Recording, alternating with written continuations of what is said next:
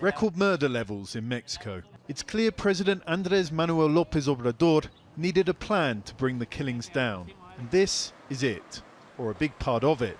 The National Guard. Branded as a new security force, it's actually made up of the same soldiers, Marines and federal police that have been deployed to Mexico's hotspots for years. Now 50,000 of them will be stuck together in the new force and given extra, more permanent policing powers. Its first deployment in Minatitlan, in the southeastern state of Veracruz. The force was sent here after 13 people, including a baby, were recently killed at a party. Many residents are relieved, including local doctor and community leader Lauro Perez.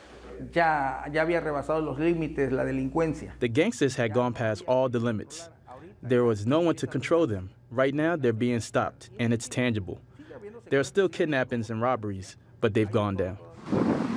Amid the relief, some are worried about a militarized force permanently on the streets. Armed forces temporarily deployed across the years have committed human rights abuses. Belén says Marines were involved in the disappearance of her son Jacob. Las desapariciones forzadas. The forced disappearances haven't stopped.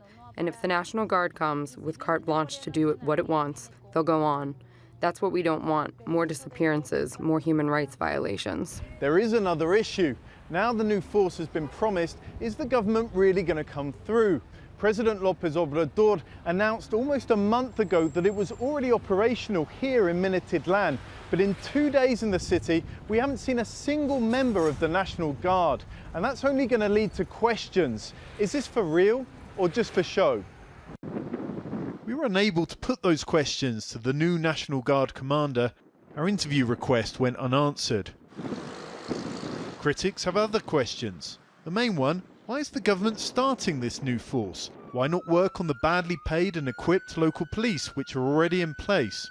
In the long term, you're basically just increasing the reliance of local governments in federal security institutions instead of strengthening their own capabilities. So you're not really filling up the institutional vacuum that we have at the local level in various places of Mexico, where security forces and police forces are basically useless and very incompetent because of a myriad of issues, mainly corruption and infiltration. President López Obrador needs results, and quickly. He's calculated that the National Guard will deliver them. Its impact in the long term is open to question.